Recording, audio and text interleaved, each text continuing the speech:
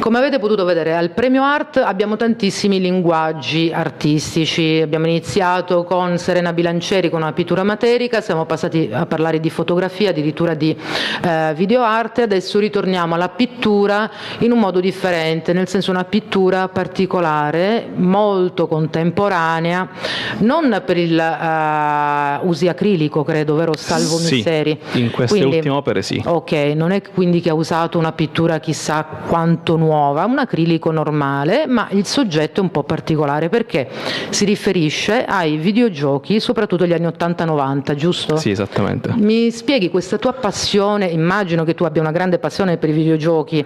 Da cosa nasce? Come ti è venuto in mente di riprodurre degli screenshot dei videogiochi di quel tempo? È stato per scherzo, perché lo scorso anno sono venuto a sapere che la casa dei videogiochi Nintendo riproponeva una vecchia console degli anni 90, diciamo che tutti siamo cresciuti con Nintendo 8-bit, così per scherzo io solitamente dipingo a olio, ho provato a riprendere diciamo uno screenshot di un videogioco e mi sono divertito e ne ho fatti diversi, diciamo che... E lì non ti sei più fermato perché hai fatto un po' tutti i videogiochi, sì, da Mario Bros, un po' tutti li hai fatti. Sì, è interessante la tematica, ma sai perché? Perché ragionandoci bene, oggi come oggi, l'aspetto ludico dei videogiochi è arrivato a talmente una definizione talmente grande, quasi quasi a divenire realtà. Sì. Ma in realtà il videogioco era concepito come un'evasione dalla realtà, non proprio come un intercalarsi in una realtà parallela. Era un po' quella la bellezza del pixel. Guarda, sono assolutamente d'accordo. Io mi ricordo il primo videogioco negli anni 80 era quello lì che aveva la stanghetta, che si giocava a tennis, no?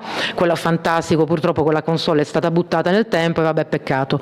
Sono assolutamente d'accordo con te. A me i videogiochi così troppo realistici, d'altronde vabbè, i sociologi dicono che entro 10 anni non sapremo più distinguere ciò che è reale da ciò che non è reale. Quindi tu immaginati, quindi adesso sai con la realtà virtuale VR, con gli occhialetti, no? Oculus eccetera, siamo arrivati a quel punto. Tra l'altro pensa che noi faremo delle esposizioni virtuali proprio che si vedranno con gli occhialetti, questo sempre per rimanere in tema, però nei videogiochi anch'io prediligo sicuramente i videogiochi non troppo perfetti da un punto di vista di riproduzione del reale, diciamo non in cromature reali ma in scala di pixel.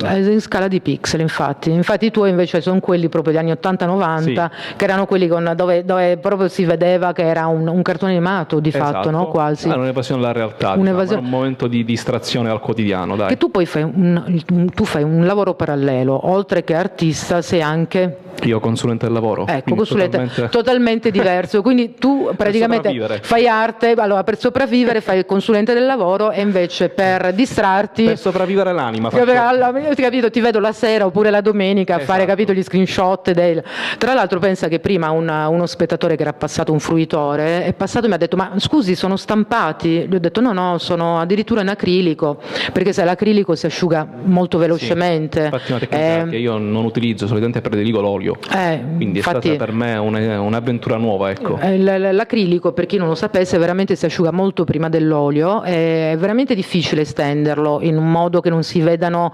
delle sovrapposizioni quasi, no? Delle crepe, delle cose. Devo dire che in effetti non l'avevo notato, quando questa persona mi ha detto così gli ho detto no, non sono assolutamente stampa ma è pittura acrilica. Ho guardato, in effetti c'aveva ragione, è una cosa pazzesca come stendi l'acrilico. Addirittura è stata, cioè, tu che vieni dall'olio sei riuscito in un paio di mesi. In un paio di mesi. Subito, diciamo, ho fatto la prima pittura acrilica, è uno di questi. Il Mario Bros è stato il primo. Vi assicuro che usare l'acrilico non è così semplice, quindi anche se lui ci ha messo un paio di mesi non pensate che voi a casa potete praticamente riprodurre una cosa del genere. Anche le sue opere le vedrete qui al Premio Art. Comunque avete conosciuto, credo, 5 artisti dei 7 partecipanti a questo step del Premio Art. Venite a vedere le loro opere dal vivo qui al Caffè Letterario di Via Ostiense 95.